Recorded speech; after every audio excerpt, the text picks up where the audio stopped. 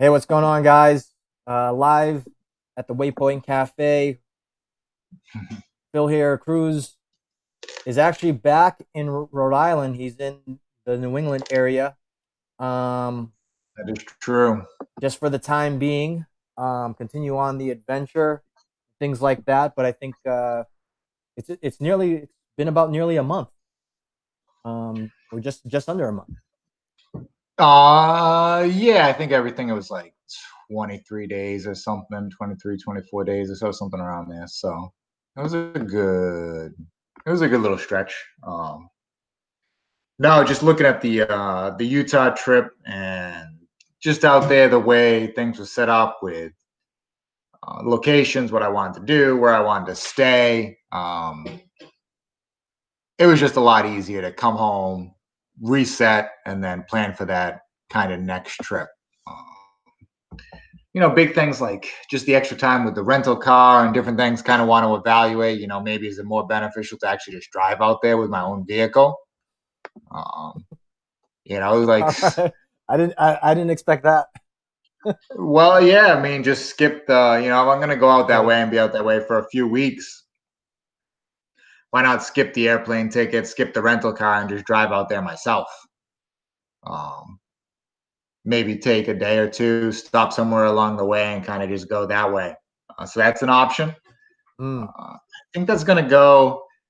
It's going to go that way a lot for any of the U.S. traveling. Is it's really difficult to go out and do stuff around there without a vehicle. mm. It's not like you can go to a city. Sure, I can have a long weekend. I can go down to Nashville. I can go down to Austin. I can take a long weekend and go to Chicago for 4 or 5 days and just do stuff there. And it Mm. would be a great time. It would be a lot better time if there wasn't, the COVID-19 going on with everything shut down. Sure, Those are kind sure. of trips that you wouldn't need a car. You can just Uber around. You can go to dinner, go to the bar, do all the stuff there. Once you start traveling outside of the cities and starting to do, naturey things, which is kind of what we're been focused on a lot and what a lot of people are focused on right now, getting out and doing in light of everything. That means a vehicle. Like you're not getting 25, 30 miles, 40 miles outside some offshoot road there without a vehicle, or you get done hiking and hopefully maybe an Uber picks you up sort of out there. Sure, sure. Um, So that's kind of one of the big things there. So just need to reevaluate with that. So I'm just in a bit of a debate if I want to drive out and also just plan the Utah trip. So Yeah. um, So if anyone's that's watching right now, Cruz just got back from a trip in Colorado and taking a little bit of a break, but today's more of a post mortem on his roughly about a month out in Colorado. And what he's describing right now is actually talking about setting up some plans for Utah. And he and I talked about it, but um, I had kind of some last minute things that really kind of popping up. And actually, believe it or not, I actually have not received any confirmation on yeah, timelines and which is usually the case. One project actually got pushed out to November. So okay, um so that's yeah, but that's all right either way because it's actually better. Because I mean, even if you were planning to, say we did go out, it'll be overall just better and easier overall if we did meet back up here and just kind of drove out in general if that was kind of the plan anyways. So yeah, well that's a really kind of interesting approach to it. I think that makes a lot of sense, especially like one, you get to tour all the places on the way there. Um yeah, and then the expense on the car, well you know, takes away the rental car now. It's just the gas. So and then on top of that, there is a little bit more flexibility. I think the only thing is like if you drive somewhere, you gotta drive back, you do have to drive back. unless you don't want to drive back. So that's You do have to drive back, which is not, you maybe take a little side route on the way back and you make a quick stop somewhere else, along the way back. yeah, Um, there's a lot of other things you do when it's not restricted of, oh, every single day I have this vehicle. Also, I can't, like, I have to go back to Denver to return this vehicle. Yes, I have to go back to where I live to return my car, but it's just different, when you have to plan that route. Eventually you would want to make it kind of back here anyways. So with your own vehicle, and then skipping out on the flight definitely has some potential to it. Honestly, a lot of people that I met out there that were doing a bit of traveling had drove from Chicago, drove from Tennessee, drove. Granted, Kansas is a lot closer. I would much prefer that drive, Yeah. as opposed to coming all the way from the East Coast. But a lot of people are driven out there, Oh wow. to have their Okay. cars with them and just be able to do things. Some people did fly in, um, but a fair bit of people did actually drive out there. So Sure. Sure. Well, like I said, I think part of it too might be because the whole precautions of like, oh, being in an airplane with other people. Um, yeah, so that could be part of the reason as well for people wanting to drive instead of fly out.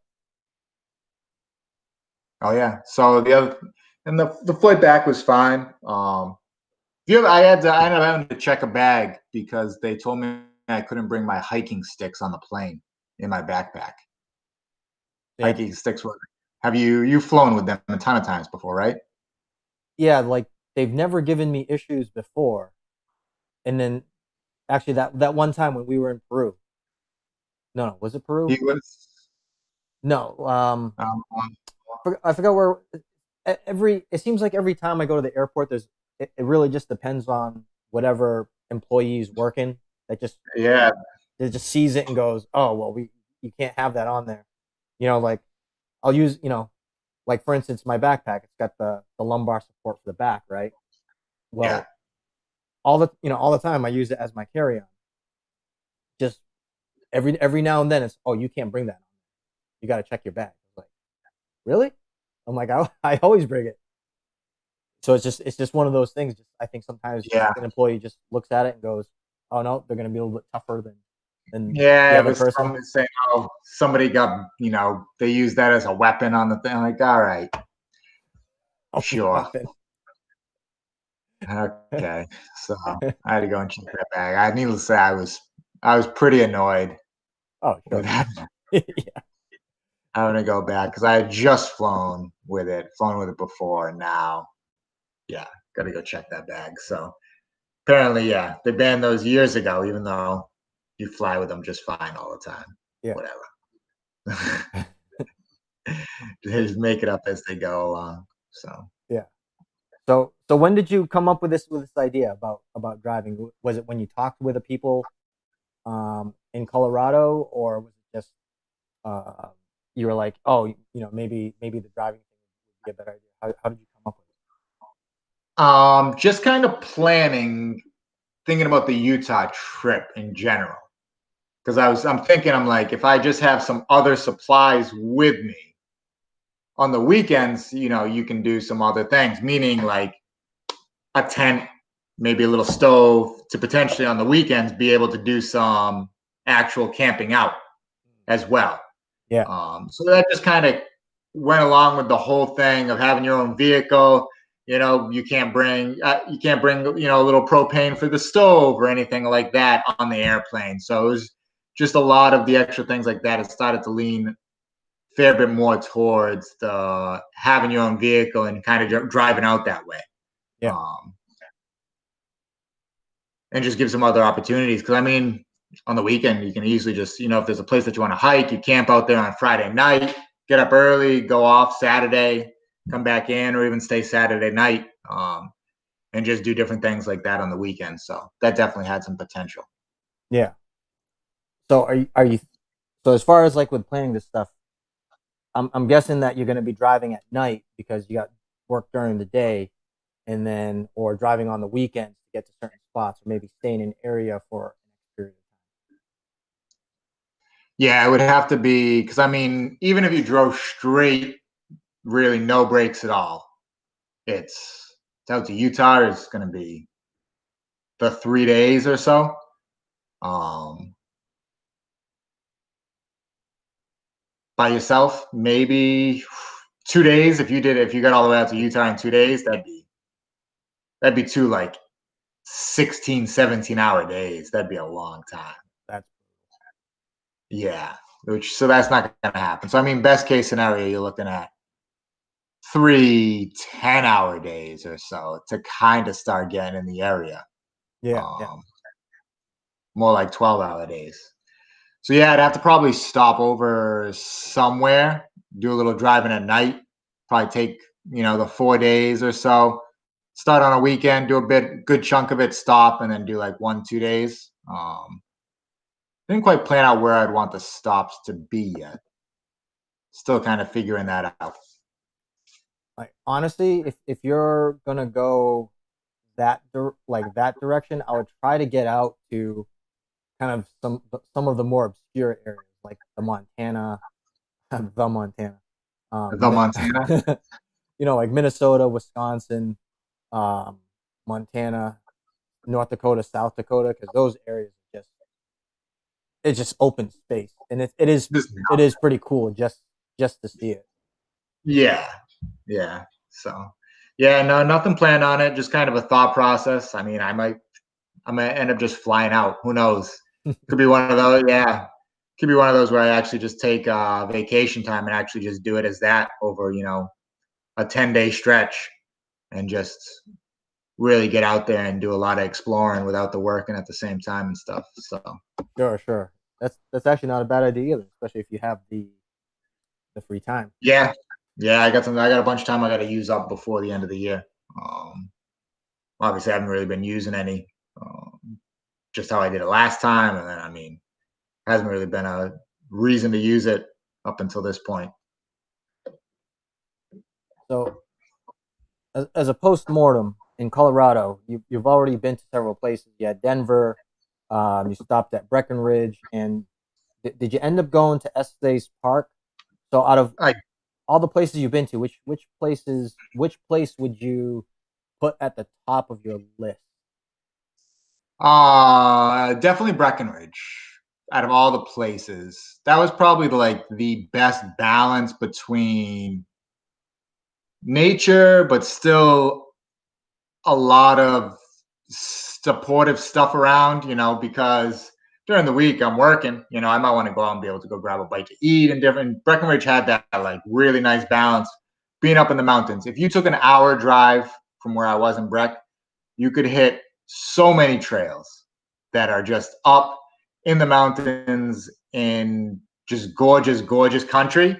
But at the Mm, same time, the place I was staying was a 7-minute walk from downtown Breckenridge, which had 40 or 50 restaurants and bars yeah, and all kinds of stuff. So it was like that really nice balance between the two for a long term stay of somebody that's traveling by themselves, um, to really complement each other. yeah, So I did end up making it to Estes Park for a little bit. Estes Park. So I would stay at Estes Park somewhere at one of the like Airbnbs or something in that area, just to be in the center of Rocky Mountain National Park to be able to go out and do things there in the park.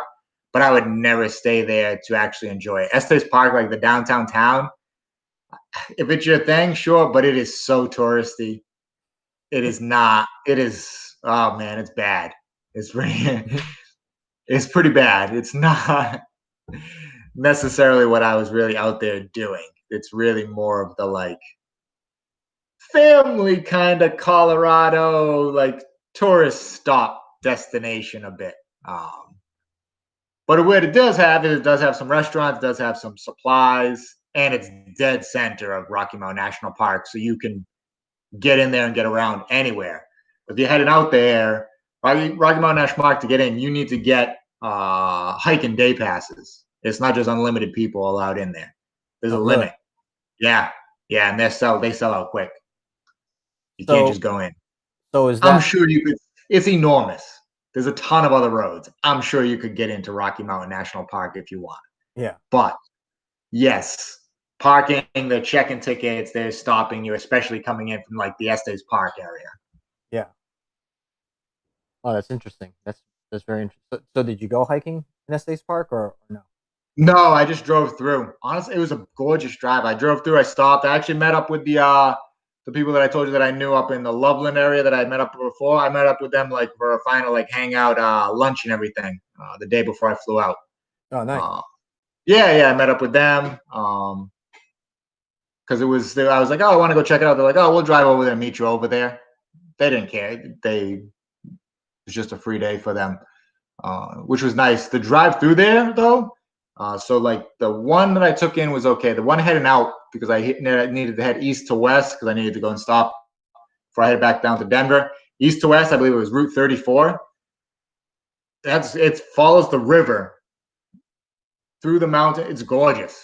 Like it's a beautiful, beautiful drive in and out of there. Just like the huge cliffs and rocks coming down all the way down to the small river that you're going by, zigzagging and driving. It's absolutely gorgeous. They're big mountains. It's big rocks up there. It was a really, really good drive. Nice. And how long is it from Denver? You can get in and out of Estes Park if you go the direct route, maybe hour and 40, hour and 45 or so. Oh, wow. Yeah, it's not bad. And just for anyone that's watching this, that's the equivalent of getting from the east side of Massachusetts to the west side of Massachusetts, right out to the border. So it just kind of shows Yeah, you, go a little ways actually. yeah. Go. So the scale of how big like Colorado is as a state Yeah, compared to Massachusetts yeah. is pretty staggering. So I drove from Leadville, which was about an hour from Breckenridge. If you look on the map, if you could drive up and over the mountains, it was like this. Hmm. But you actually had to go up, back up, and then down to get up and over to Leadville. It was like a little over an hour from Breckenridge to Leadville. Leadville back down and out, which Leadville was probably a little closer to the western border than it is to the eastern border. To get back over to Estes Park, I don't know. That drive in the morning was like 2 hours and 45 minutes. Yeah. Like it was far. Yeah, I know. I mean, I wasn't even close to the other border. Just got to go up, cut through the mountains and everything. So Leadville was the place that I stayed for 2 nights after Breckenridge. Leadville is the highest town in Denver. They jokingly call it like the 2 Mile High City because it sits at like 10,300 feet. Mm. It's up there, and it is a tiny little town. Holy cow. Like if you don't like going out and doing nature things, there's nothing else there. There's nothing else there. Like I have some great pictures of it. It's just like a classic little main street. There's some single family homes around. There's actually a lot of places that a big section of their housing actually is like mobile home housing. Mm. It's a working class, small mountain town that's had its ups and downs. There's like the total population is 2,700 people for the town. Oh, wow. Okay. It's not absurdly tiny. You're not on that like 500 or 600 scale, but 2,700 is not a lot of people. Yeah. And not a lot of towns in between. It's just like there's this town. I'm guessing Yeah, at. it's not like it's surrounded by anything. It's in the middle of the mountains. Yeah. I went to I probably went to the 3 best restaurant locations that they have in the entire town. So very very well versed in what they offer there. So it was good. They had one place that was tree line, which actually the meals and everything that they made there were so upscale. Like it was completely, I don't know who the chef is there, what they're doing, but it really is. It was a great meal. Like I had like lamb chops done with like pomegranate seeds, served with a bit of hummus, olives with crackers, and then just like this great like mixed cucumber carrot kind of vinaigrette salad as like one of the sides. It was delicious. It was extremely well prepared. Completely caught me off guard. Place Tree Line restaurant up there. It's awesome. Fantastic restaurant. Wow. So how'd you come across like that place, Tree Line? It was Well, I just mean, you drove around you and go then down Main Street, you can't miss it. It's only, it's only it's restaurant around. no, I did find it online, and I was like, oh, I wonder if I'll be able to find the place easy. And I just went to Main Street, and every place mentioned online is on Main Street. Like you don't have to go very far to find the other locations of other places that you're looking for. Yeah, So I yeah. went down like a quarter, maybe a half a mile, parked right off Main Street, and then just walked, and everything is right there. It's like it's a super town. I have a great picture coming down towards Main Street. There's like the big steeple of the church, and then the background is just like all the mountains, and it's just like this mountain town with that steeple being like the tallest thing around, and then the mountains right in the background. It's actually a pretty good like small town, mountain town picture of it. I'll have to show it to you when we meet up. Yeah, yeah, for sure. I want to see that. Um, there, I get to actually sit and work in a coffee shop in this town. Unbelievable. Because you know how all like a lot of the major ones, you can't actually sit in them. We'll still serve you coffee, but our restrooms are closed, and you're not allowed to really sit inside. Yeah. Awesome. Yeah. So I'll go through the drive-through then. Thank you very much. Stupid. But now this coffee shop in downtown, they were, obviously still social distancing. You got to wear your mask inside and everything, of course. But it was a great, like rustic, really nice little coffee shop. I wish I could get the name. I wish I could remember the name of it. Mm. I can look it up. It was right in downtown. The people that were working there were working hard. Great, like homemade pastries, great coffee. I sat there on Friday and worked for a majority of the day with just people around. Like that's how I usually like working remote. So I love going out and getting them coffee, working for a few hours, and actually got to do that. I was actually pretty pumped. Nice. That was a great, great experience. I would recommend if you want a small town feel. There are some like little boutique hotels. I stayed at the hostel there in the clouds. It's called INN, the clouds. Um, they were very nice. I will say that it was one of the lesser hostels that I've stayed at. It's just a little more, it's older.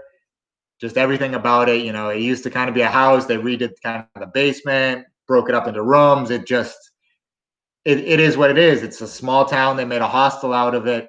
The beds were reasonably comfortable. Everything was clean.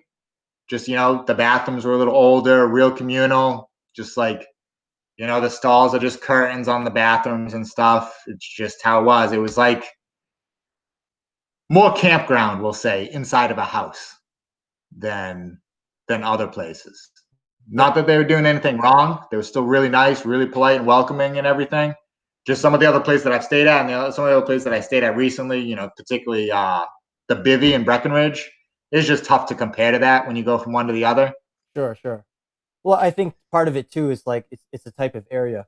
I mean, this sounds like an area where people pass through and not Yeah, necessarily staying for like, a very long time. It's like this is where they go because they're on a path to finish a hike or, riding their bike or even, driving. Like it sounds like it's a lot of mountain bikers. yeah. Yeah, a So lot of mountain bikers. like they're there. Like it just sounds rugged. It's above 10,000 feet. There's a certain type of person that wants to stay at 10,000 feet.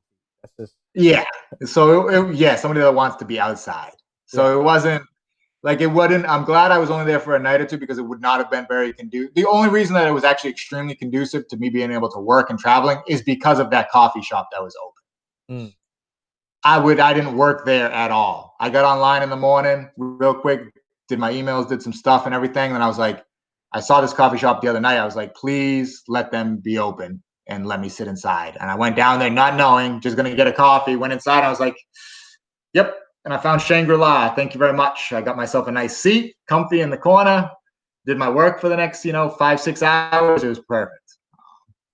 I would definitely crash there, but it was just on a backpack. You just a hike. You need a quick place to like get a night's sleep. I would absolutely stay there. It was not a good location for, digitally working, that digital nomad. It just wasn't conducive. It's not set up for that. They need to renovate for something like yeah, yeah.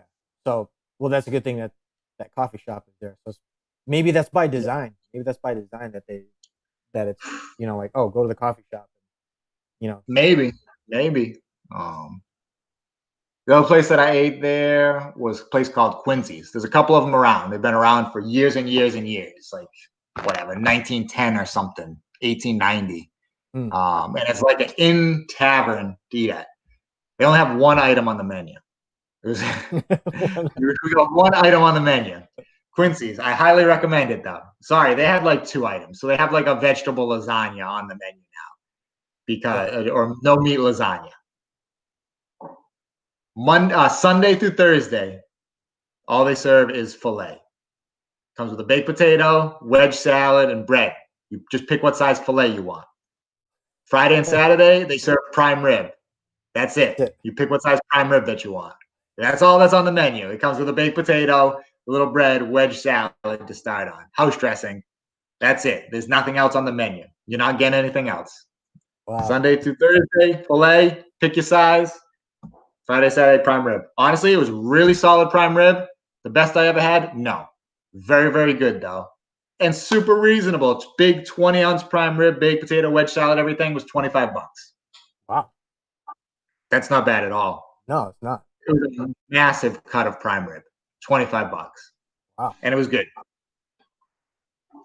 Well, I think the good thing is there's livestock out there in Colorado, so yeah, I'm sure the meat doesn't have to travel too far after it gets out of the butcher and then goes to. That's all they're serving. Yeah. So I mean, they're ordering a fair bit of like the prime rib and filet because that's all they're serving when you go in there and eat. So it's not like they have a wide ordering. So I thought it was great. It made me chuckle.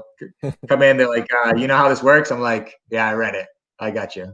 Like, okay, good. What size do you want? I'm like, all right, yeah. Well, I think it makes sense, right? It's a small town. They're not gonna have,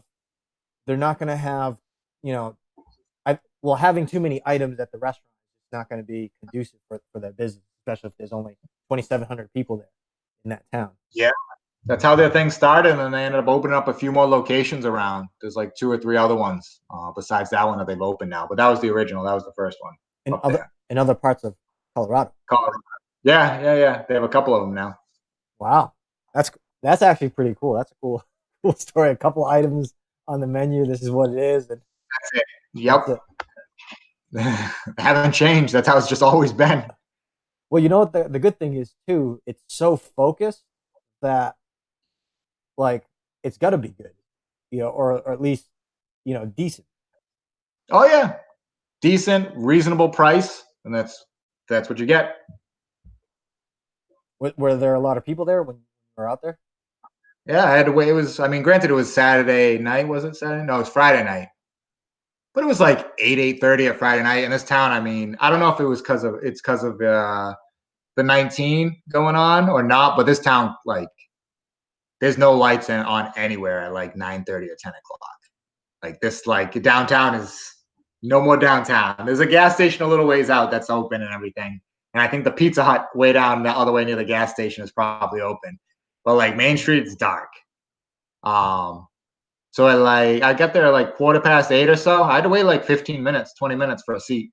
Oh wow. Yeah, they were busy. There's a bunch of people going in. That sounds like a start of a horror movie. Yeah. The lights go out at 8 o'clock. Yeah, middle of nowhere. I was this. Yeah. It was a cool area though. It was nice to pass through. I got there. I was like, this hostel is rough. I'm like, do I want to stay here? And I was like, you know what? I'm staying here. Like, this is just, it's a small town. It's just the way people are. It's just sit back, relax, and enjoy it for a few days. Yeah. Well, I mean, like I said, it's a small town. It's only it's only going to have what it's going to have in that area. So that's cool. I mean, I've never been to a lot of these places that you've been to. So it's like, to be in an area where they got these, kind of weird, I don't say weird, just different customs kind of than what we're typically used to in kind of more populated areas.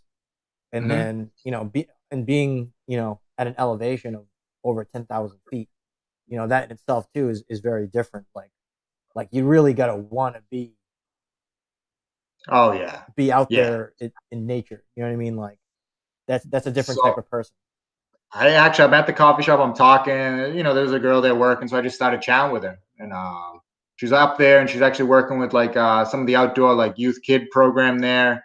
Mm. just for like the middle schoolers and stuff, some youth outdoor activities for camp stuff over the summer. She came back up there. She had been up there previously a year or two doing stuff for that. Um, and she was her and her boyfriend are actually in Utah, back in Salt Lake City now.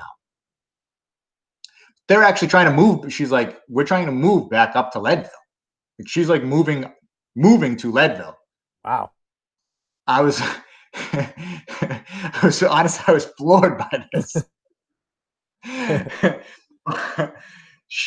They love mountain biking, skiing. They just love. She's like, yeah. She's like, if you don't like the outdoors, she's like, Leadville's obviously not for you. But she's like, we love it up here. Yeah, moving to Leadville, moving back to Leadville, like actively looking for jobs and employment up there with the school system or something to move back up there.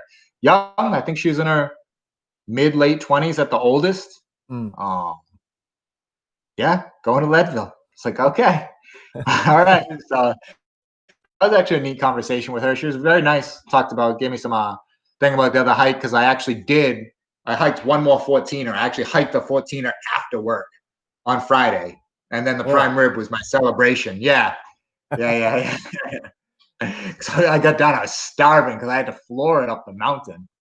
Yeah. Because it was, so I didn't get over to the mountain. It was going to be a few hour hike. If you're doing that hike, no matter what, like it's going to be a couple hours.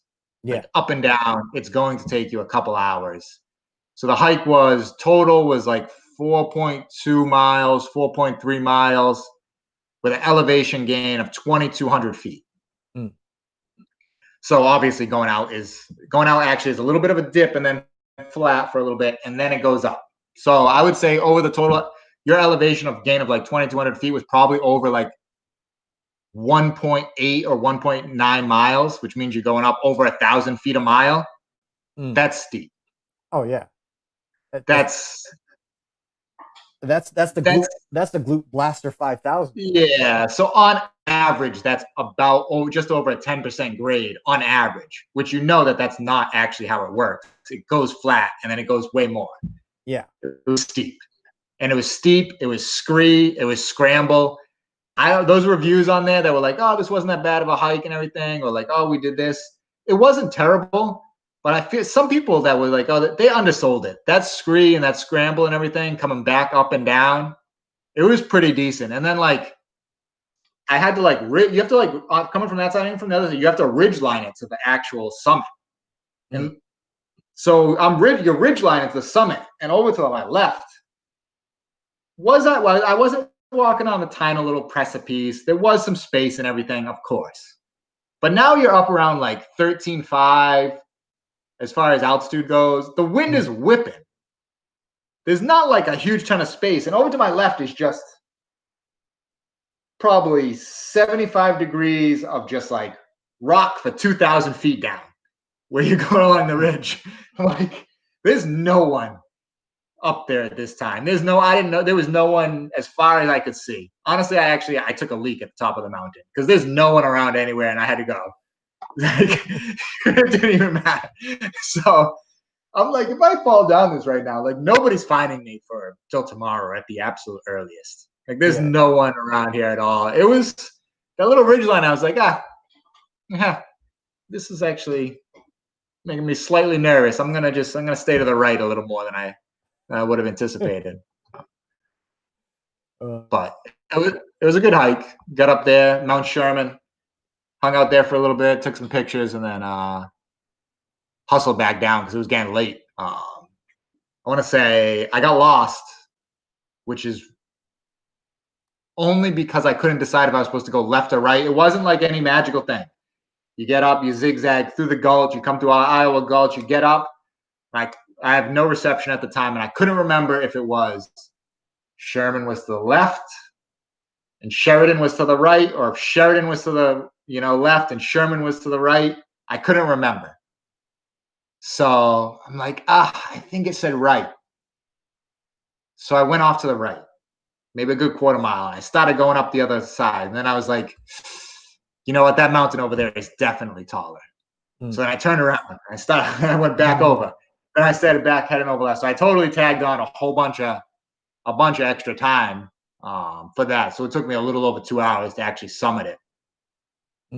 because of that extra time. So by the time I got up there, it's like 6:30. So I hung out for a little bit. Then I was like, all right, I got to turn around. I got to get down before it starts getting dark. Yeah, definitely sounds like quite an adventure out there.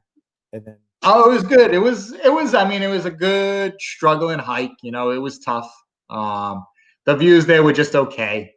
Kind of deep on the Iowa Gulch side. They do have power lines running. It kind of ruined it. Once you get up to the peak view is still amazing. From that height and everything, of course. yeah, But the overall hike of it, eh.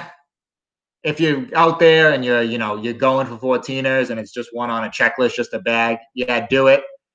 You can hike from the other side. So you can actually hike that mountain from the Breckenridge side. mm, So one of the other trailheads actually starts like 4 miles out on the Breckenridge side. It's actually it's an easier but a prettier hike from that side.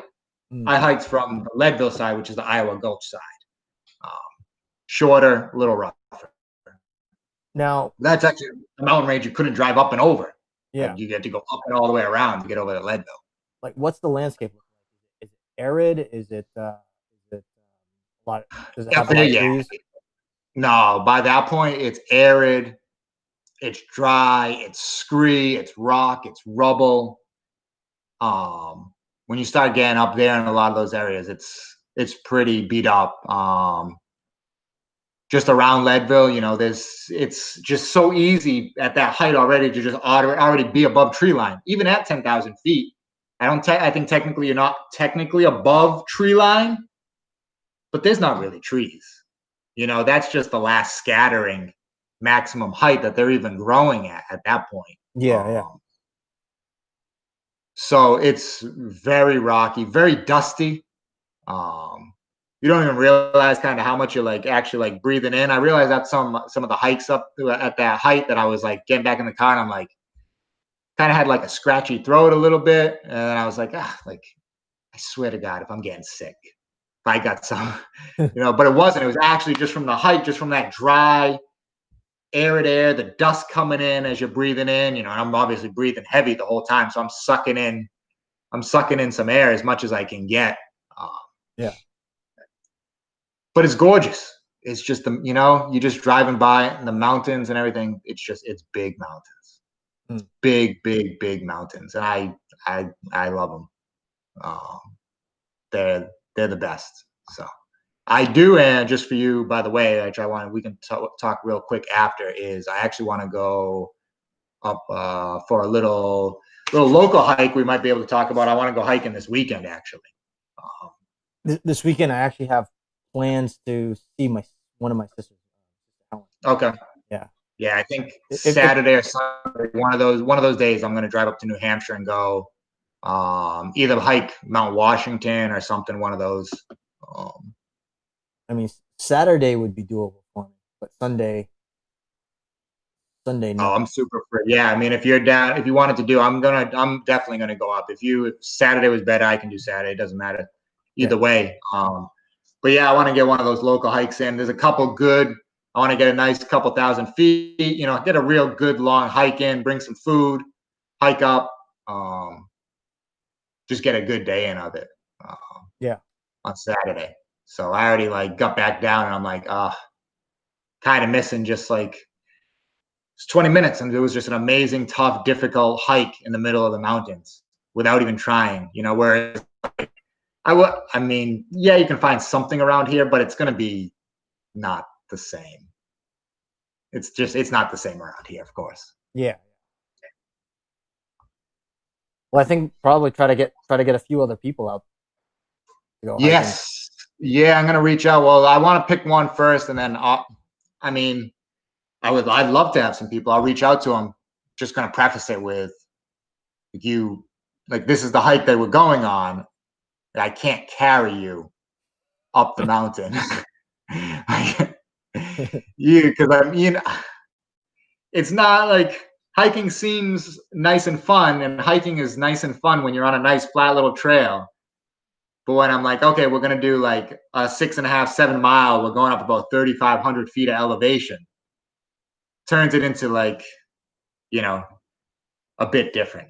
Yeah, yeah. People. I think most people are not aware of like, oh, hiking can be very difficult, especially if you got crazy elevation, if you got a crazy grade going up. 10% is a huge grade, and then on top of that, you know what I mean. Like if someone's not acclimated to the idea of walking at different elevations and changing terrain, for 6 miles, 6 miles actually, just 6 miles walking flat is actually that's a long walk. Oh yeah, So yeah, absolutely. yeah, so when you start adding elevation, it really adds a new dynamic to it. Oh yeah, trying to just climbing up that steep grade, those little steps, ba 1, 2, 1, 2, going, going, going. It adds up. Um, Feeling pretty good after the hikes and everything out there.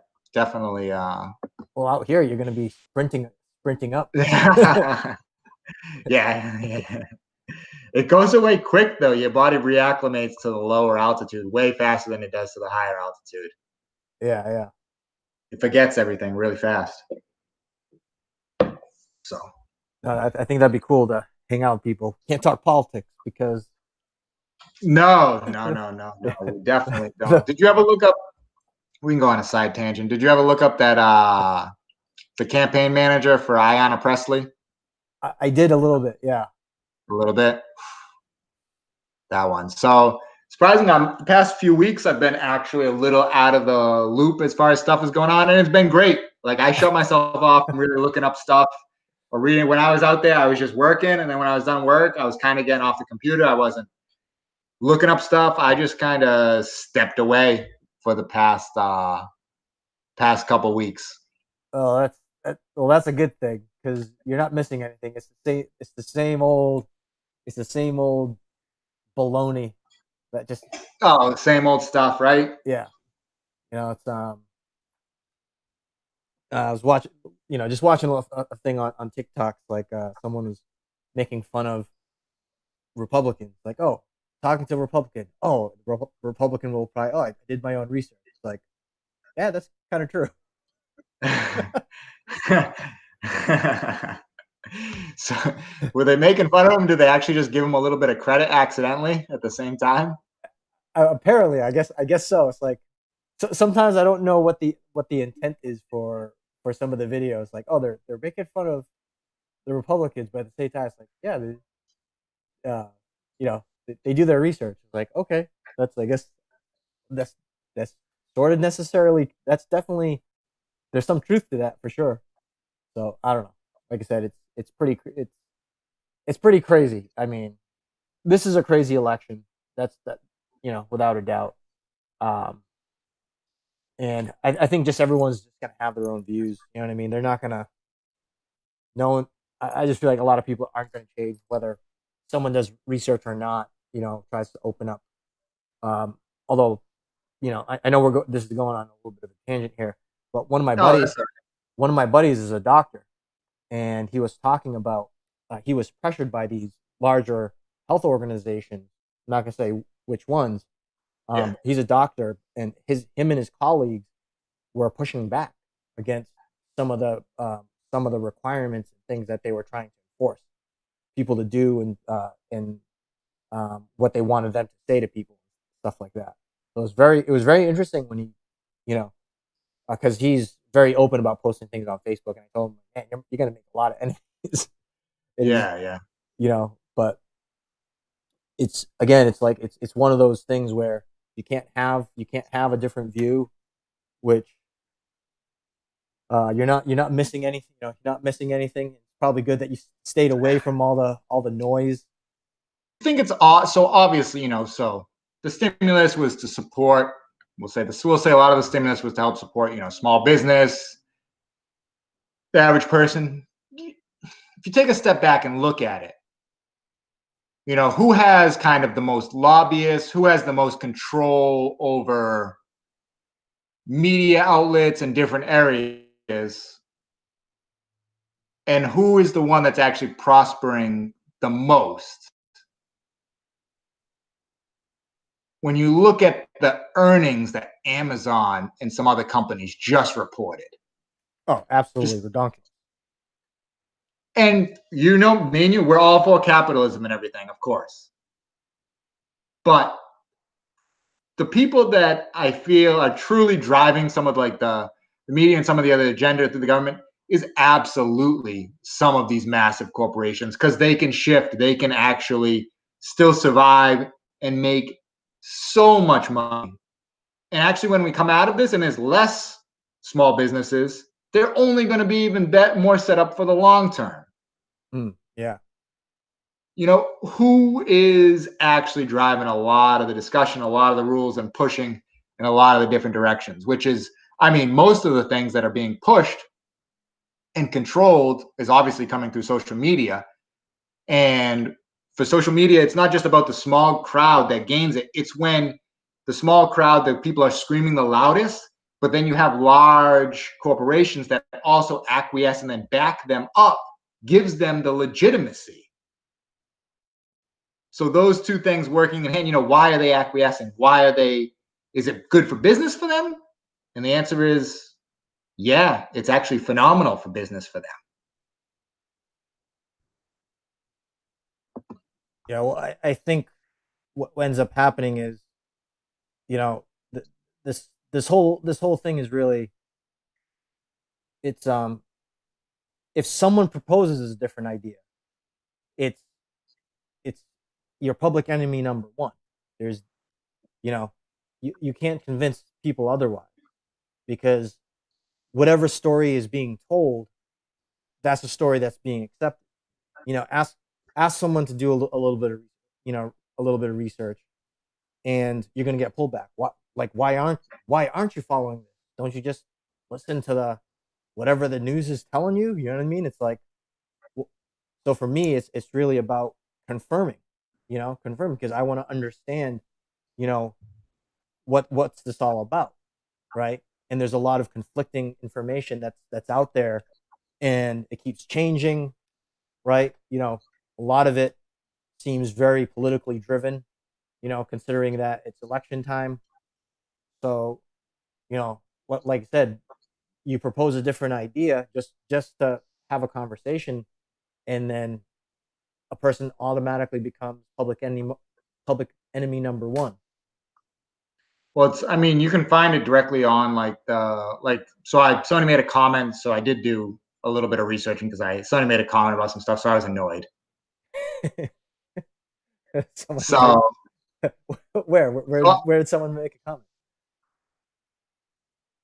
oh, it was a work, so I don't want to get into it too much. But somebody in like a work thing said something about, um, oh, I saw a whole lot of dumb talking about people being. When I was driving by, I wasn't, I see all these patios with people out to eat, um, and not being like, not being a part. They're all out there, it's a whole lot of dumb. Like, oh, I'm not going in there, like, because there's too many people, I guess, out in the patios passing the COVID around. I lost you. You're I'm completely locked up. Either I disconnected or you did. No, I'm still on. Can you see me? Oh yeah. It's a video for us, so it was throwing me off. Basically talking about, people being out. It's summertime. Patios are open.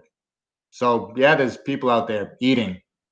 They felt. So I was like, that's so ridiculous. Okay, like, you don't want them to have, what do you want? 3 people out there?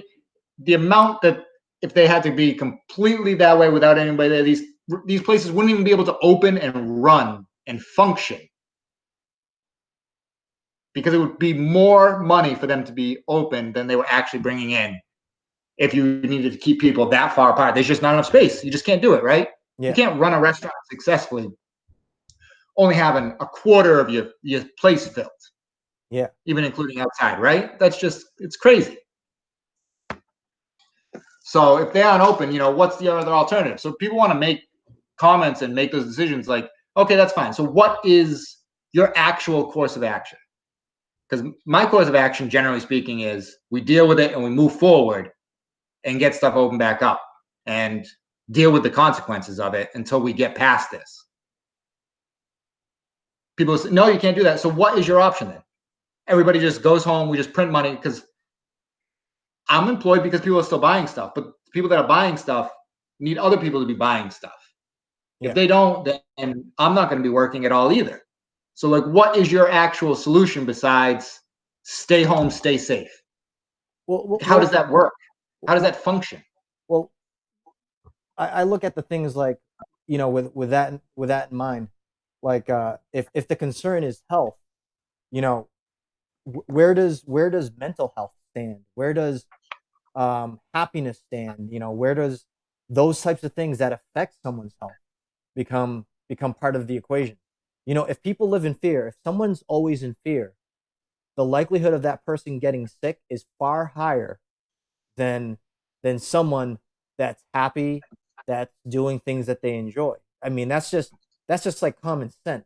The happier, if someone's happy, the likelihood of them being healthy throughout their life is going to be much higher than someone who's scared, who's stressed out. One of the main causes of heart attacks is stress. Stress is not related to, like popping pills.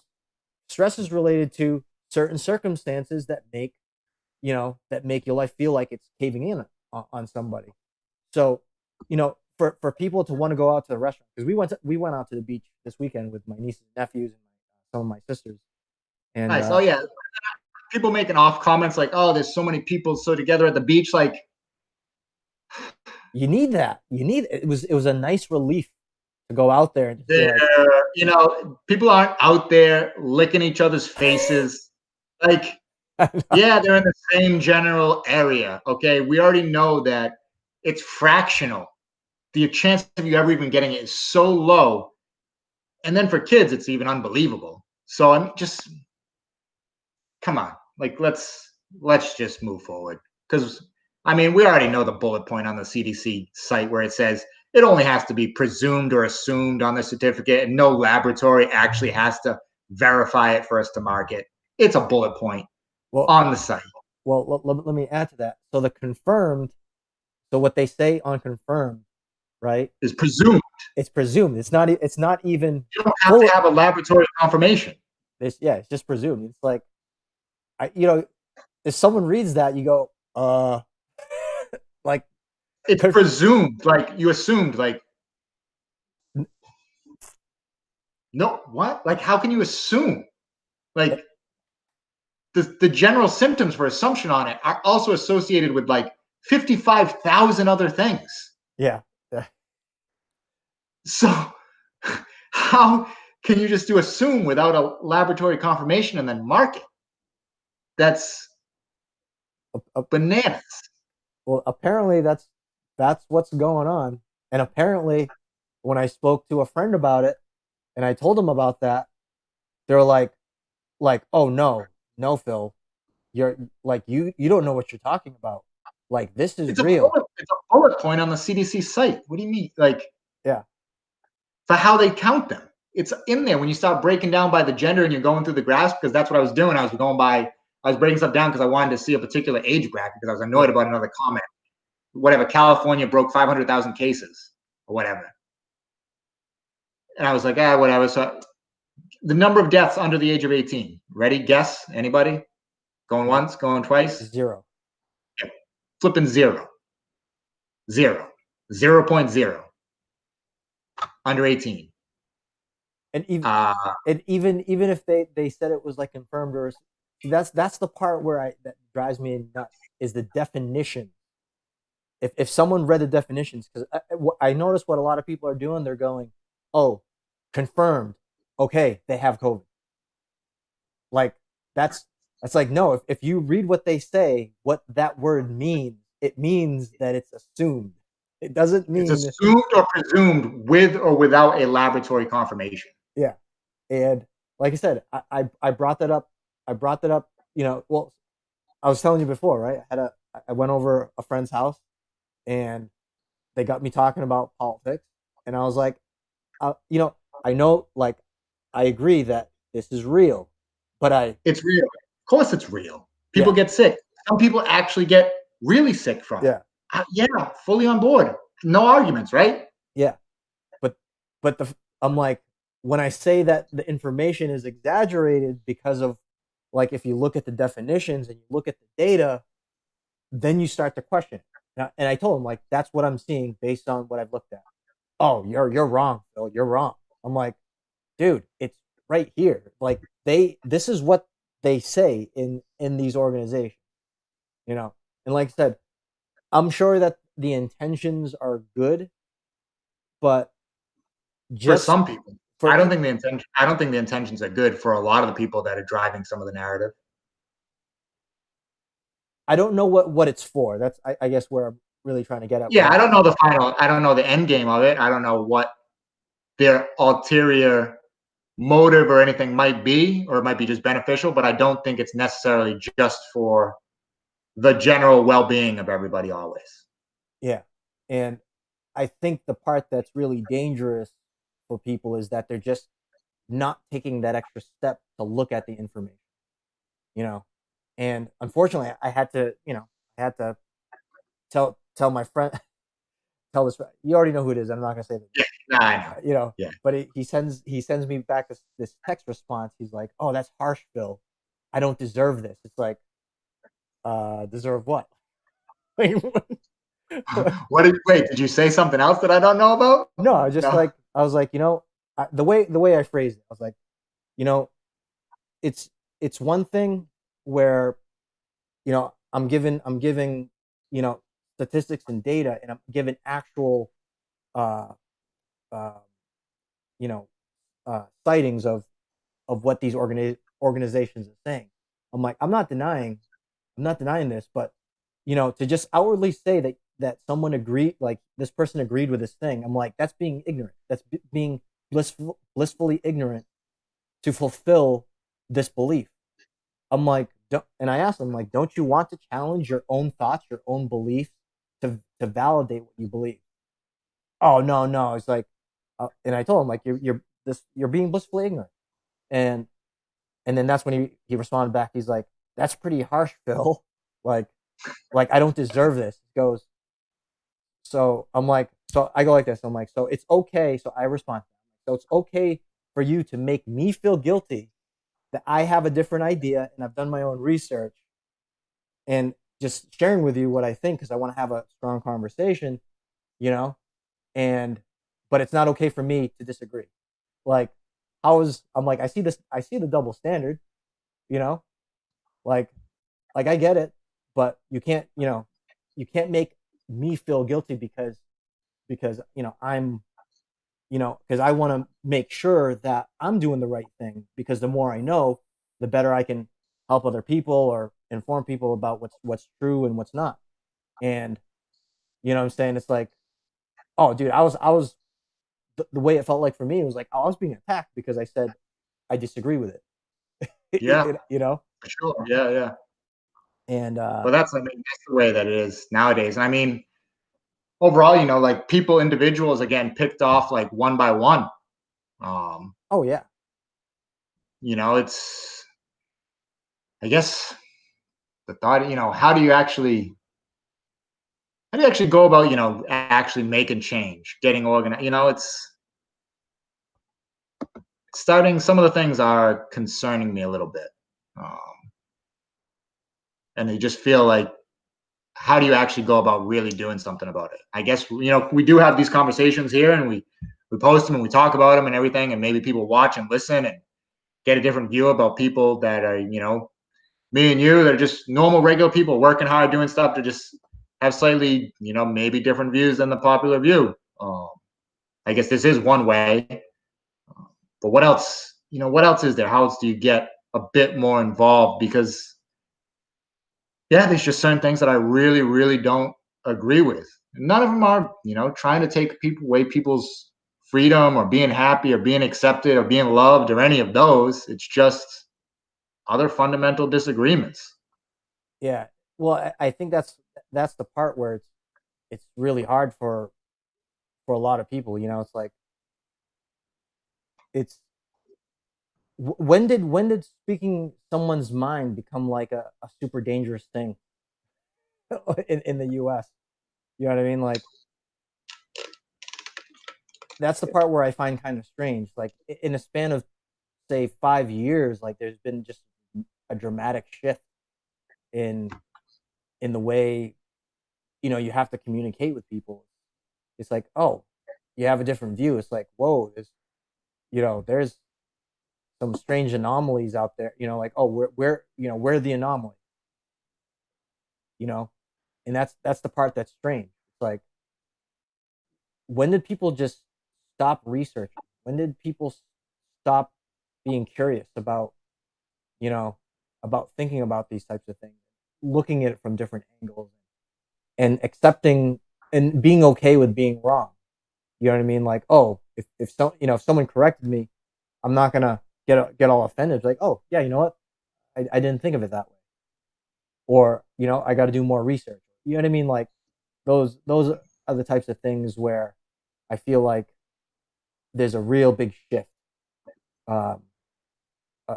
shift in the way information is being disseminated out there. But we're at 7 o'clock. For anyone Yeah. that's watching right now, Oh, my quick. we're gonna finish up. Cruz, do you have any closing comments? I know we did a little digression there towards the Oh end. yeah, that's all right. Yeah, I mean we're back. I'm not traveling right now, so we'll be back to doing a little cooking, a little talking about stuff that's going on. Overall, the trip was awesome. Colorado is beautiful. It is a beautiful, beautiful, beautiful state. If you like mountains, there. What I found, which is extremely different from where we live out here, is when I was like, "What do you do when you go swimming?" And generally, the overall answer is like it's just a pool. Because like even the lakes that are up there and everything are freezing. Like they're cold. Maybe some of them at the height maybe get up to 70 or so. There's a lot of boating on some of the lakes, the bigger lakes and different things. But swimming is not as much really a thing up there. I was like, where do you guys go swimming? Because it was a couple days in Denver. It was hot. They're like, the pool maybe. Like if there's somebody's got a pool around. So that did strike me as a little different, but the overall, I love the mountains. I love the mountain weather. Leadville had, because it was so high, had that absolute just crispness. Those couple mornings that I woke up there, Mm. big, completely blue sky. You know what I'm talking about when you wake up at that altitude and it's just got that crisp sun, even at like 6, 7 a.m. Yeah, It yeah. was it was nice. It was really, really nice. For anybody that's never had a chance to go out there, I highly recommend Colorado. You're going to be doing a lot of stuff outdoors. Try and avoid the touristy stuff. Do stuff on your own. Maybe try a little camping. You can drive into these national parks and just camp. People just drive into them on the road, pull off, find a nice spot, go walking off by themselves a little bit. You just pitch a tent and you just camp there. There's nothing fancy about it. No finding a campground or this or that. The area, nature is your campground. You just Mm. get out there and go and just do that. Absolutely great, great adventure while I was out there. Overall, if you're worried about anything, everybody's really being pretty good about the restrictions and everything. If you are close, people are wearing masks. Everybody is being good about it. Nobody wants to continue on what's going on any worse than it already is and everything. So if that's a concern, don't worry about that out in Colorado. They were very on top of everything as far as that goes. But definitely go out, travel if you want to, enjoy yourself. Yeah. It may not be tomorrow. Just all it is, just follow just the necessary precautions when you go out there. And people are wonderful everywhere. That's that's really what it comes down to. Yeah, people don't, just kind of make the general thing. It doesn't have to be as much as, so much oversight. Yeah. So, all right, that's us for today. Thank you guys very much, and we're closing shop right now.